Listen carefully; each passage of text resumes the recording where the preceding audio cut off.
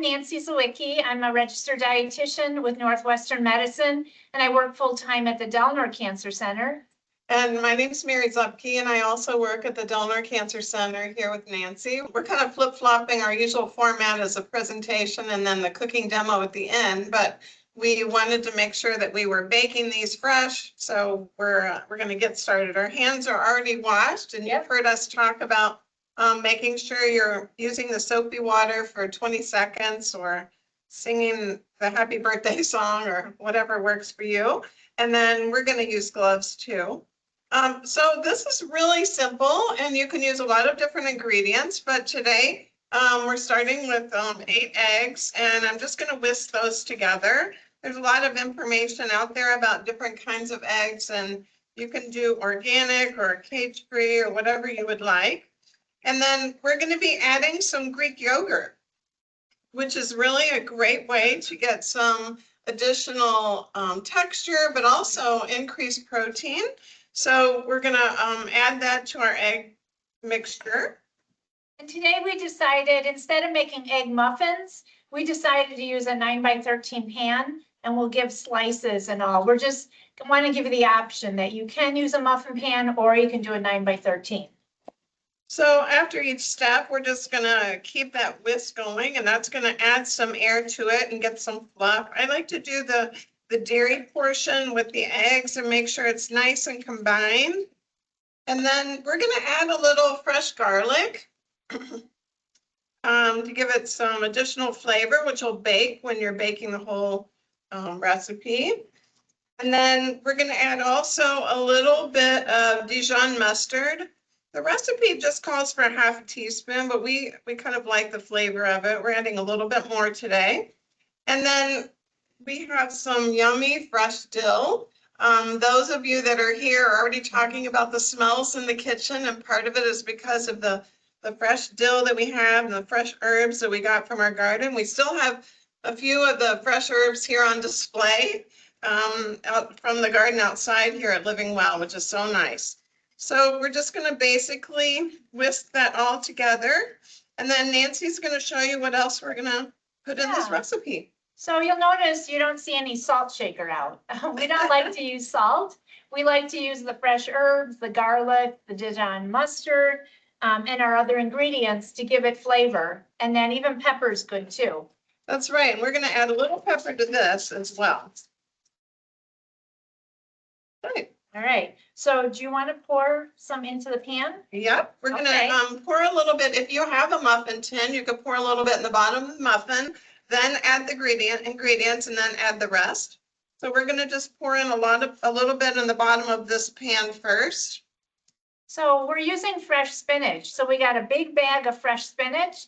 And even if it says triple wash, we always wash it again, just because, especially with spinach, you could get a little bit of the sand in there. But true of any bagged lettuces, even if it says triple wash it again, just for good food safety. So I put that whole big bag into the skillet right here with a little bit of olive oil. And I did add some garlic just for flavor, but it was amazing. This thing was heaping high, and I put the lid on, and then I had just washed it so there's a little moisture, and I just put it on low heat, and it all shrunk down to this amount. But it's okay. I'll take care of it. Yeah. And then when you do cook spinach like that, there's a high moisture content.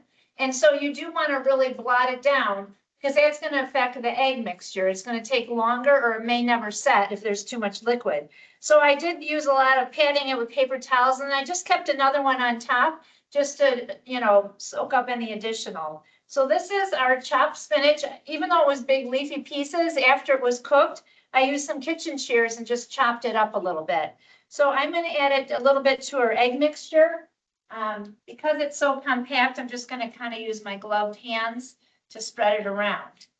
It's you can put the ingredients in first, the spinach and the tomatoes. However, if you put eggs on the bottom, the whole egg bite or the egg squares that we're going to make today will pop out a little bit easier because the ingredients are kind of in the middle. It will kind of mix together, but it is a good idea to have that coating on the bottom. And I do that when I make a spinach quiche also. I make sure that it's very blotted. So again, for that same reason. So then I'm going to add the feta cheese. I'll just sprinkle that around. The feta cheese gives it a little bit of saltiness too without adding salt. But we love the fresh garlic, the fresh dill. Adding that flavor is going to be amazing. And I just use all of it, just because it'll make it nice and cheesy and flavorful. It adds a little protein as well, which is also nice. Yeah, and then we have scallions that we chopped up and, wash them good and then chopped them up, and then that's gonna give flavor. So these are really nice. I probably use about 4 scallion, whatever you call it, stems or. I like how they're for eating well. The series of for people that are in treatment, the scallions are a little more mild than having like a white onion or something like that. Then we have some grape tomatoes that I just sliced up or cut in quarters. I think I'm not gonna add all of them, might make it too juicy, but we'll top it at the end with the remainder. Yeah, they make a nice garnish with some nice color too. Yeah, the color's beautiful. It's kind of got a little Christmassy color. We found a couple of tomatoes out there, but we're winding down in our garden. But Mary and I always comment that our fresh produce, when you actually take a step back and look at it, it's so beautiful, like nature's bounty, it's beautiful. I'm not sure you can all see this, so just so you can kind of see the colors there, how beautiful. The red, the greens, even the white from the feta, it's all giving good nutrition, and we always remind everyone to eat from the rainbow. And then we're going to pour the rest of our egg mixture on top. And like I said, I used 8 eggs for this recipe, and it looks like it's going to be just about a good amount. I'm going to give it a little bit of a stir to make sure we have the tomatoes kind of covered up so they don't get scalded in the baking process. And then we see that spinach in there, the fresh dill. Oh boy, it's smelling good. So you can always make this recipe your own. If you want to make this and you're like, oh, I don't have these ingredients, maybe you have a zucchini on hand. You can slice that up real thin and chop it up, or any type of vegetable that you feel you'd like to incorporate. If you feel up for a little red pepper, if you're not bothered by it, that would be nice in there too, chopped up. So you can just make it your own. The egg is your base, and that's what's going to hold it together. And if you don't want to use feta, you can use another cheese too, like a cheddar cheese or Swiss would be good too. Or even a combination of cheeses. Yeah. I like also, using extra, we've talked about it before, where you roast vegetables on the weekend in a big tray, and then you chop those up nicely. They're beautiful in here. So because we're not doing egg bites, we're doing a casserole. It's going to cook a little bit longer. So we're going to put that right in the oven to cook while we have our presentation. You can lower the temperature, 350. Okay. So we're going to have the temperature at 350. We put it a little higher. Just to get the oven warmed up, but yeah, it's a 350-degree oven that you're going to use to bake your egg mixtures. So we're going to check it in about 35 minutes. And we're going to put the timer on just to make sure. And it should all work out. Our presentation's about the same time, so we'll come over, and voila, it'll be ready for you. So, all right. All right, we're going to move back over for our presentation. So today we're super excited about, now it's my turn to cook. And these are simple tips for healthy meals. Maybe the person in treatment is the usual cook around the house. And then these tips are good for that person that's now cooking, that's not used to it. But they're also simple meals for those that are in treatment that may not have the energy to cook as much either. So these situations we've seen at the Cancer Center with our patients, and we wanted to have some support for that. The relying on family members to help in providing those meals is a welcome benefit. So we want to help that person out that's now the cook of the house. And then they can also, this is going to provide some guidance for some simple tips for meals. And also cooking shows are a great place to find recipes. Don't forget about living well. We have so many recipes that we've made over the years, and we have a culinary nutrition section on the livingwellcrc.org website, and then we have a YouTube video section as well with a lot of our recipes. Yeah, so then we're going to talk a little bit about meal planning. We want meals to be kept simple so that for whomever is in the kitchen cooking, it's not overwhelming. But you can still create some really healthy meals with limited ingredients. So I'm a little bit more old school. So when I plan my weekly menu, I like to sit down with a pad of paper and pen, and then I just put my days of the week, and then kind of evaluate what's in the refrigerator already, what's in the pantry, and then start planning some things. And then simultaneously, you can make your grocery list. So usually I just do the dinner meal because, lunch and dinner, breakfast and lunch, are pretty standard in a way. You could always have leftovers for your lunch, as long as they're within 3 days. But, and then there is something on the website called My Plate.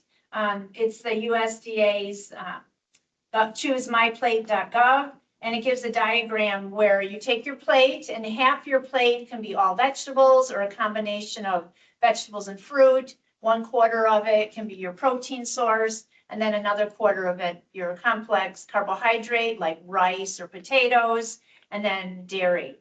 And so it just gives you an idea, visual of what makes a healthy meal. So when you include all those components of protein, fruit, vegetables, whole grains, and dairy, you have a healthy meal.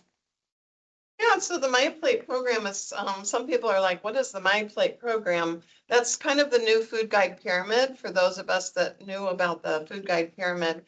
But I like this graphic a lot better. Just like Nancy said, you can kind of look at your plate and see, do I have my veggies? Do I have some complex carbohydrates? Do I have my protein?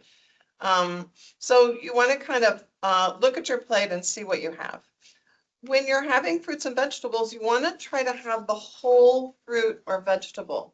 So having canned is okay and frozen is okay, but having processed foods where there's a lot of sauces and additives, that's what we want to avoid. So when you buy the fruit in the store and you take your melon at home, you wash the melon, you cut it, you know it's fresh, you know it has good nutrition. For protein foods, you want to vary your protein routine. For grains, half of your grains should be whole grains, and then low-fat dairy. So this kind of gives you a little bit more of an explanation about how you should do it. Varying your vegetables, getting dark leafy greens, orange veggies, dried beans and peas, and then low-fat dairy, as we talked about. The whole grains could be whole grain bread, brown rice, making sure that you're getting a variety of proteins. Some of them may be plant-based, so you can fit in chicken, fish, beans, peas, nuts, seeds, all of those are good. And then I like the section on here that talks about physical activity. That is part of the American Cancer Society recommendation for the Mediterranean diet and lifestyle, is getting some regular activity, but starting small, right? Yeah, and within your limits. Yeah. So food safety, it's defined, it means knowing how to buy, prepare, and store food to prevent the spread of harmful bacteria that cause foodborne illnesses, such as Listeria, Salmonella, botulism, and E. coli. So that's what we talked about in previous classes, the importance of, I'm not going to go through all of it, but, avoiding the deli meat section where they slice the meat because of risk of Listeria, to get prepackaged and then heated up. Same with having like a hard-boiled egg or scrambled or omelet versus the runny yolk because of risk of salmonella. So there's reasons for those kind of restrictions.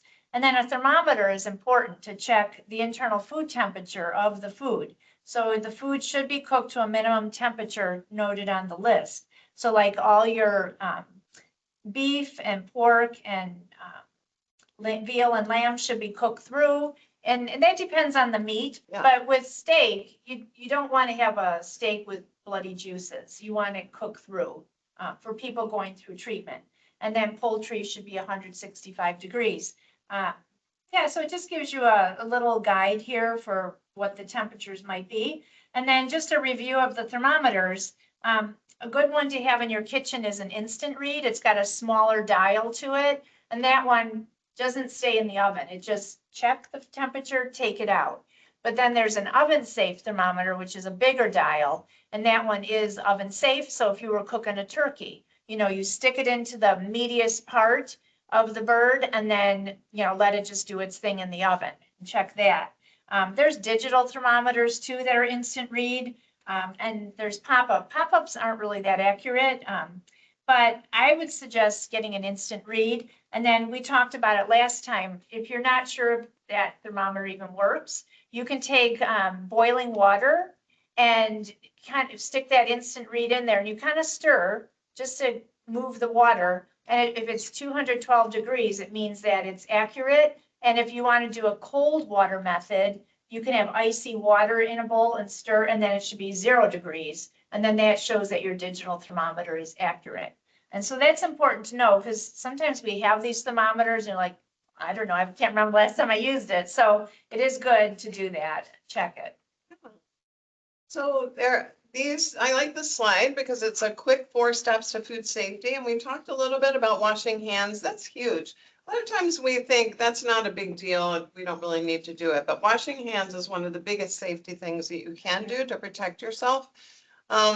You want to make sure you're washing your utensils, your cutting boards, countertops, make sure you sanitize them, rinse your fresh fruits and vegetables under running water, but not meat, poultry, or eggs.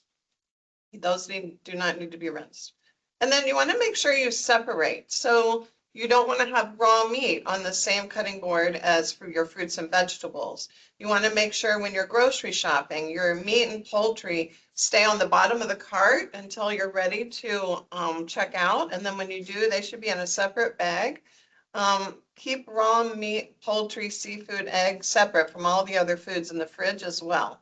When you're thawing out, we've talked about that before in our series where it's good to put a piece of meat or chicken that's thawing in a 13x9 so that all the juices are there and not getting all over the rest of the food and the rest of the fridge.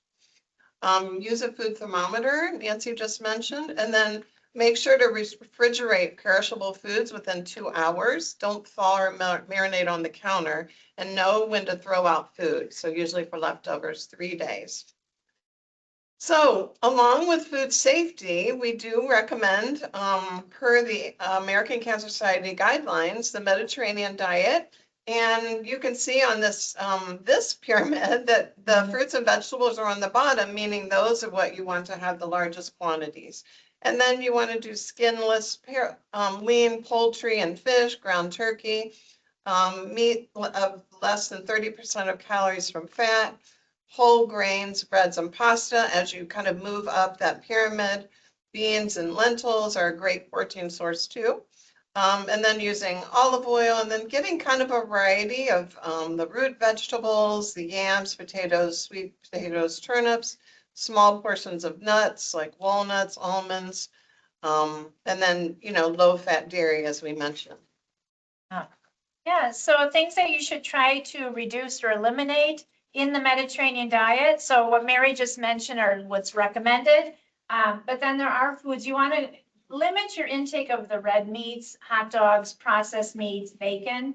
But like with the red meats, certain cancers have bigger restrictions. So like colon and rectal cancer, it might be 3 times a month. Someone with breast cancer could even have it twice, even 3 times a week. So it varies with that. You do get some health benefits from the red meat, for your iron. But we do try to have more emphasis on poultry and fish, and then have some meatless meals too, using beans and, things like that. And then dairy fats, if you're not struggling with trying to maintain your weight where you need extra calories, because then we would say use whole milk dairy products. But if you're just trying to like transition into a healthier lifestyle, then the low fat dairy would be recommended. So like low fat cottage cheese, yogurt, dairy, and they play an important role in our diet too, good bone health. But limiting the margarine, the lard, the shortening. So we Mary and I know that we have gotten away from a lot of those solid fats because we like to roast our vegetables. So we'll cut up vegetables, do a little drizzle of olive oil, toss it, put on a baking sheet and roast it. So we're not adding solid fat to that. So, that's a way to cut some out. It's just relooking at our habits and trying to cut down on those things. And then highly processed or refined foods and concentrated sugars. You know, once in a while you can have a little sweet, not a big deal, like a piece of dark chocolate, one or two. But we just don't want a person to replace a healthy meal with all sweets, like coffee cake, instead of something more substantial. And then when you choose beverages, try to avoid the sugary beverages. Maybe have like a sparkling water, herbal tea, hot or cold is good. Water is excellent. And then when Mary was talking about like staying away from the ultra processed foods, like if you were going to have some brown rice, we'd rather you just get plain brown rice, nothing else added, and cook it up. Because I know there's options in the grocery store like broccoli, cheddar, rice, where it's all together in an instant form.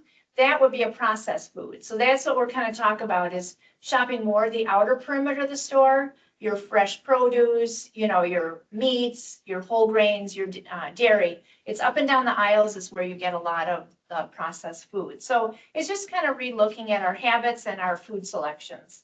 And then down below, making the most of each bite. And that's for people who are struggling with their appetite and other side effects where they're finding it hard to maintain their weight. So then we think in terms of taking a skim milk, turning it into whole milk, and that way you're still drinking the same volume, but you just added like twice the calories. So that's what they're meaning if for making the most of each bite. So we also suggest with that is try to have smaller, more frequent meals and snacks and always include a form of protein. Some people have to set an alarm to get them into that habit of eating some breakfast and a couple hours later having a snack. Like it could be peanut butter and banana, or it could be cottage cheese and fruit, like protein and a food. Because so many people, when they grew up, they were told not to be snacking in between. So it's a hard concept for some people to, they're just ingrained in that. And then avoid favorite foods if you're experiencing side effects such as nausea and vomiting, because that might turn you against it later. And then eat when you feel hungry, but we also recommend setting the alarm too, because some people end up saying, I have to force myself to eat, which sometimes you kind of do, to just get the calories in. And then rely on nutritional beverages to help supplement your intake to get more protein and higher calories. So at the Cancer Center, we have samples there like Ensure Max, Glucerna, Premier Protein. Those are designed for people who are diabetic. And then we have Ensure Plus and Orgain and things like that for people who aren't diabetic that are trying to increase their calories and protein. So you can talk to your dietitian what sounds good to you. I mean, there's others out there like Fairlife, Carnation Instant Breakfast. You just got to try different ones to see what you enjoy. Not everyone has to do the nutritional beverages. If your appetite's good and you are getting protein with each meal and snack, you should be okay. But other people have a hard time. And even a yogurt smoothie, something like that you can make in your kitchen would be very helpful. Um, and then just try not to have a big amount of liquid at the meal because you can tend to fill up on the liquid. Try to have it in between or, even after the meal because you need to stay hydrated, but we just don't want you filling up on a low calorie liquid and not having room for food.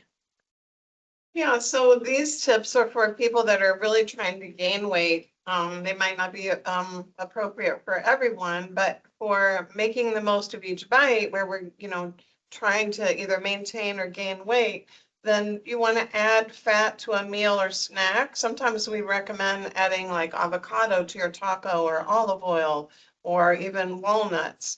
Adding larger amount of condiments. So like mayonnaise to your tuna salad or chicken salad and salad dressing. Peanut butter is a great idea too to add to bananas or apples. Choose calorie-rich drinks, as Nancy mentioned. You don't have to have protein shakes. You could have chocolate milk or even just a side of milk. You can create shakes or smoothies. We have a lot of recipes for those. And there are some on the Living Well website as well. And then stock up on dairy foods. Those are quick and easy to eat. Cheese, yogurt, pudding, ice cream, custard, dairy-based dips like a cottage cheese dip. If you are lactose intolerant, there are a lot of alternatives out there, and soy milk yogurt or soy milk in general is a good alternative to have the higher protein as opposed to oat milk or almond milk. You know, I was just gonna say, sometimes you might think, well, that doesn't sound healthy, you know, all these extra fats, but it's situational. It's for the person who's struggling to eat. But if you're feeling good, then we suggest the Mediterranean way. So that's just to put it in perspective. Yeah, and then in that case as well, where there might be weight loss, then we would say to add some protein foods to your diet, and that would be adding beans or peas to either soups or salads or casseroles or even vegetable dishes. Add cheese to your meals. A lot of times we'll say, if soup sounds good to you, add some cheddar cheese to melt on top, or even Parmesan on a baked potato. Snack on nuts, seeds, granola, trail mix. You can add a protein powder, like we usually recommend a plain whey protein powder, as opposed to a supplement that comes from a health food store that has a lot of ingredients, because those may interfere with your treatment process. Cottage cheese is a big one now. Lots of cottage cheese recipes online. We do have a cottage cheese, some recipes that we use on the Living Well website too. And then hard-boiled eggs too. I love those ideas. So now we're gonna just give you some ideas for different meals. So, you know, making eggs. So we assume, oh, that's easy, but for the person who is now stepping into that role of cooking, it might not be so easy. So, you know, usually just get a mixing bowl, crack your eggs into it, and then turn the burner on to medium heat. And then you can add a little bit of olive oil if you'd like. Or if you are using like a good nonstick pan, something that doesn't have imperfections in it where stuff is flaking off, you don't even have to use the olive oil. And then you just add your eggs to it and then just tend to it. I try to use more of a low heat and just kind of stir them around. You can add cheese to the eggs to give it a little bit more protein. You can even add cottage cheese to it, like maybe like a quarter cup. And it does add more protein, but it kind of puffs them up really good. And sometimes I even use my hand mixer if I'm making scrambled eggs for like 4 or more people, because it really increases the volume with the air in it. And then with the cottage cheese, they make some really nice fluffy eggs. But you do want to tend to it so it doesn't get too brown on the bottom, that it's nice and soft. And you can have eggs any time of day. Like my husband's out of town, I might just make myself a little omelet, or, you know, it's easy and it's a comfort food and you're getting protein. And easy to digest. yeah, and now that eggs have come down in cost tremendously, we really promote it, so. And then also like we were saying before, when we're doing the demonstration, that you want to make food still flavorful. So using fresh herbs, if you have access to that, and then even your dried herbs are fine too. Kind of some of the staples, if you aren't having any digestion issues, could be black pepper, fresh garlic, onion, lime or lemon, gives nice flavor. And then we love to have variety of vinegars in our cabinet. I don't get too many. I have like balsamic, red wine vinegar, maybe white wine vinegar. But if a recipe calls for raspberry vinegar, I just use my white wine vinegar and add a few raspberries to it, because you end up with this whole pantry full of different vinegars, and they don't really go bad, but still it takes up a lot of room. And then mustards are fun too. There's a good variety. We just love Dijon, but you can even get Dijon with horseradish if you want more pack of flavor. And then we love to use 100% extra virgin olive oil. But you know, if you see a sale on the olive oil, better check the ingredients to be sure it's not olive oil mixed with soybean oil, because that's when they do bring the cost down. You want to say 100% extra virgin olive oil, and don't use a ton of it, like use it lightly so that you're not getting kind of a greasy food or too much fat at one time. And then if you're not having any mouth sores and any other issues, hot sauces, you know, can be helpful too. But that's how Mary and I both roll. We don't add salt to food. We try to just make it flavorful through the seasonings and all. Which, you know, that decreases the inflammation in the body and decreases risk of recurrence. So that's why we recommend that, kind of decreasing your sugar, your salt, adding lots of fruits and vegetables. Those are those good anti-inflammatory properties. And the next recipe is just a chicken breast. You know, a lot of people think, well, that's super easy. Anybody could do that. But if you're not accustomed to cooking, this is a simple, easy way to do it. You just kind of add your herbs that you might like. We use herb de Provence a lot in this kitchen here because it doesn't have salt and it's kind of like Italian seasonings with a lavender, and it just adds some really good flavor. And you want to just mix those herbs together in a bowl. And then take your chicken breast. I usually like to put it in a Ziploc bag and pound it a little bit thin if you're just having chicken breast. And then you brush it with olive oil. You add the spice mix to the chicken breast and place that in a greased baking dish. And then you place that in the oven, 30 minutes at 350, and really it's done. You just want to make sure you're using your thermometer and it has that internal temperature of 165, and then you're done. We like to bake our chicken before we make chicken soup. So we bake it and then it kind of holds on to its moisture a little bit better before you chop it up and throw it into your soup. So this is a great recipe. You could use that chicken in lots of different ways, soups or salads or. I was just gonna add something too, like Mary said, she flattens hers in a bag. Sometimes I'll just take a serrated bread knife, like a real fine one, and just slice it across horizontally. And then, so you're making them a little thinner, they don't take as long to cook. You know, if they're real meaty, I kind of do that, but everyone kind of develops their own technique. So, yeah. And you don't really have to do that either. You can just do the spices and the chicken and put it in the pan and bake it and just kind of watch the temperature to make sure you're getting to that 165. And lemon juice is really good on the chicken too. Very good. Yeah. Yeah. So, anyhow. So the other thing we love to talk about is roasting vegetables. And I like how Nancy said, you know, just a light coating of olive oil. So you cut your vegetables in kind of 1-inch portions. I like to use parchment. It doesn't stick. It's much easier cleanup. You lay your baking sheet down, then your parchment, put your veggies in a bowl and kind of toss them with a little bit, like a tablespoon of olive oil. And then make sure, I think the big trick is to make sure your veggies are in one flat row. You don't pile them on top. Then they will get nice and crispy on the outside, soft on the inside. 400 degrees for about 15 to 20 minutes, depending on the vegetable. Sometimes with your squashes, it might take a little longer. So just kind of monitor. And then those are great. You can add those to sandwiches and salads and soups and eggs and everything. So I like the idea here of a breakfast burrito with some of those yummy roasted veggies and a stir fry. So you don't necessarily have to wait till the last minute. You can have your roasted veggies and then the meal comes together a lot quicker. And if you want to add seasoning, I used to add it to the bowl with the olive oil and the vegetables, but then it kind of got all on the sides and you weren't really getting all of it. So now I just toss it with the olive oil, like Mary said, lay it out on the parchment paper, and then I shake some of the dried herbs onto it and black pepper. And that way you're not losing it. But we swear by parchment paper. I'm always replenishing at home because you don't want to have a big mess to clean up. Yeah, it's just so easy and disposable. Another thing too, to keep it super simple, you can put like a big sprig of rosemary. You don't even have to chop it up, right on top of your roasted veggies. And when it heats up, the aroma will get into your vegetables and give that good flavor.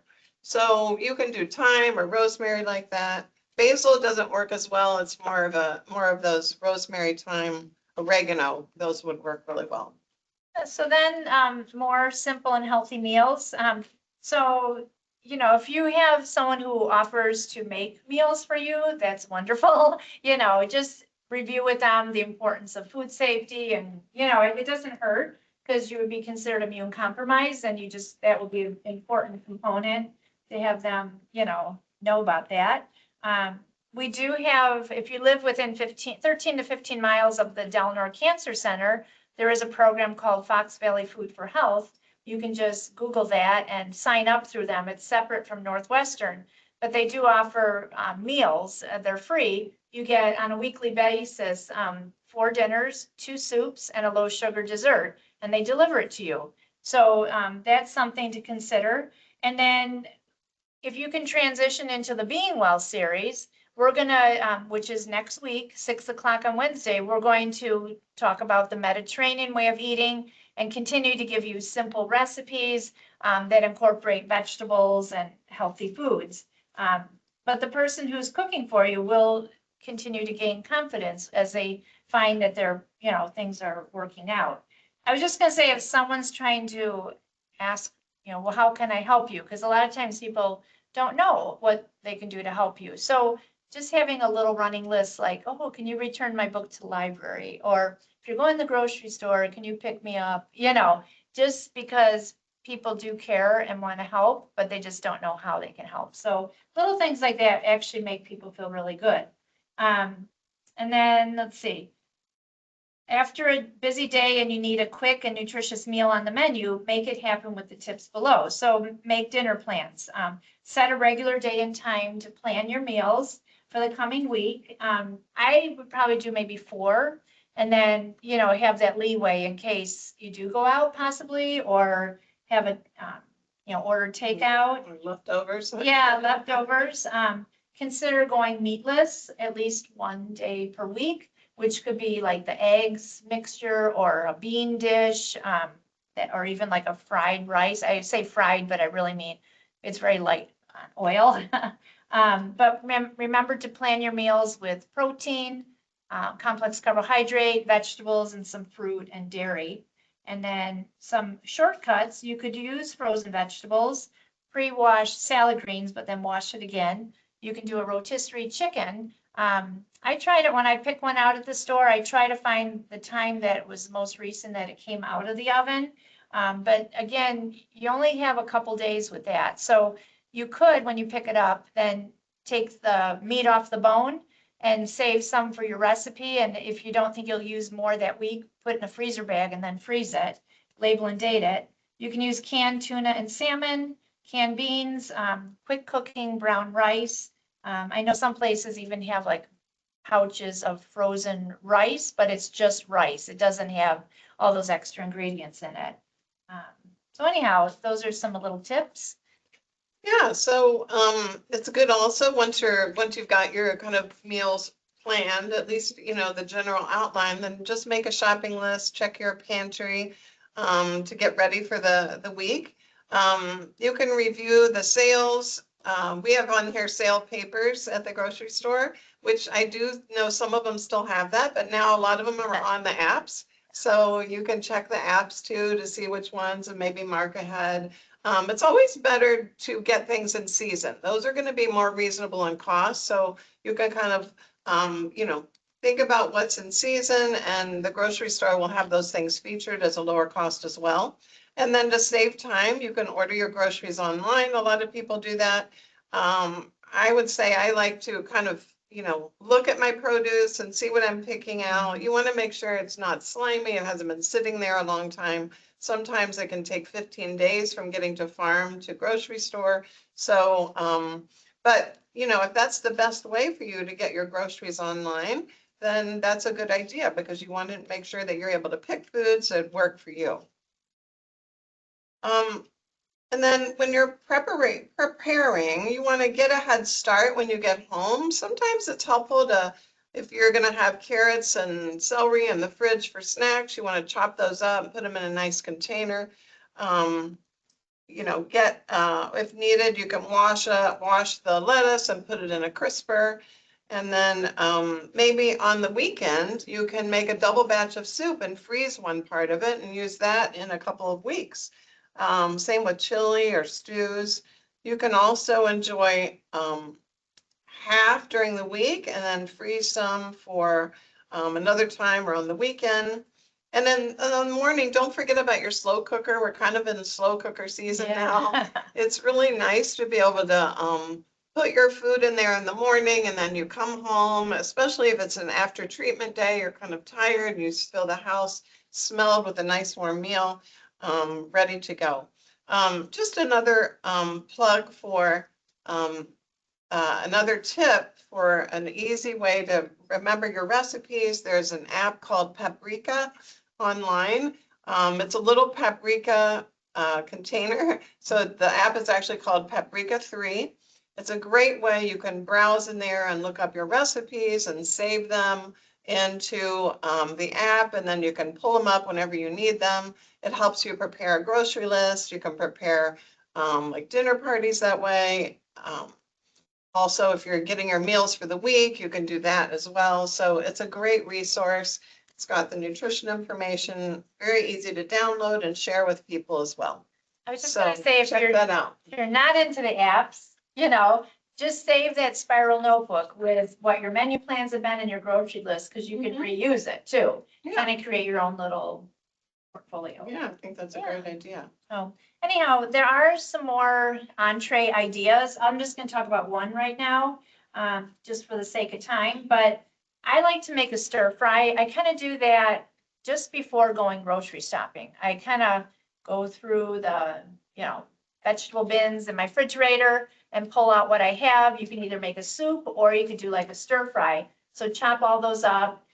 So when I start with that, I just take a skillet, put just a little bit of olive oil, and then I put my chopped and washed vegetables in there and then cook that. And then I put it into a bowl, set it aside. And then if I have maybe a little piece of steak I want to use, I can cut up into smaller pieces and saute it versus having a big steak. It's a way to get some protein, but without sitting down to a big piece like that. Or if you have the leftover chicken from the rotisserie or just have raw chicken, you can cut up into small pieces. Whatever you want to use as your protein, cook that next. And then you can combine the two and serve it over some brown rice. And it's delicious because you can really fill that pan up with vegetables. And you're also using up your vegetables that way. I like that idea, especially if you have like half of a pepper and one Yeah. carrot and one celery Yeah. stalk. Chop everything up, a little leftover Yeah. eggplant, And zucchini. I just go easy on the olive oil. I'm not trying to use a whole bunch. I don't want it I'm not really frying. I'm just kind of doing a quick saute. But yeah, and then the rest, there's just a bunch of recipe in this packet. Chili, pasta, main dish salad. These were all meant for you to have and try. So if you want to just grab it. Yeah, there's a great crock pot white chicken chili recipe here too. I like the idea of the veggie hummus sandwich. We've got several here, homemade chicken soup, and you can use that roasted chicken that we talked about. Turkey meatloaf, real easy. So you can keep these recipes handy and then check the Living Well for other recipes as well. We're probably ready to check on our eggs and see how they're doing. For those of you that come in person, we do have sampling of the recipes here. So we always change up our recipe every season from the last season. So we're always excited to have you in person for that. Yeah. So we're gonna keep it in there for a few more minutes. Looks like it's just about done, maybe 5 more minutes. But what a beautiful presentation with all those tomatoes and scallions and spinach and the fresh dill. Hold it up a little higher. I just want to see the bottom. If it's, I might need the crust around is getting browned. Yeah. And it is solid, right? Yeah, So yeah, maybe just. we'll give it 5 more minutes. Yeah, yeah. And I turned the heat up just a little bit. Yeah, it's almost done, but so we'll put that back in, but at least you can see. And then what we're gonna do is cut it in little squares. You are able to do this and freeze it. Here we go. Wait, the wrong one. 5 more minutes. Oh, okay, good. Yeah. So, so that's something that's easy to do. You can take those little squares and freeze them individually, which is really helpful. Yeah. That could be great for breakfast, lunch, or dinner. And then, think about the Mediterranean toppings too, like olives and what other veggies you have in your house. So we call this a frittata, but you can also take a skillet, like a rounded skillet like that, mix up your mixture and put it in there, and then you bake it. And then when it loosens, you can slide it out onto a plate. So this is another version of it. We're just doing the 9 by 13, or do the little individual. Yeah. But great way to have protein and some comfort food. And they're tasty. All right, well, thank you everyone for joining us today. We hope that you enjoyed the Eating Well series.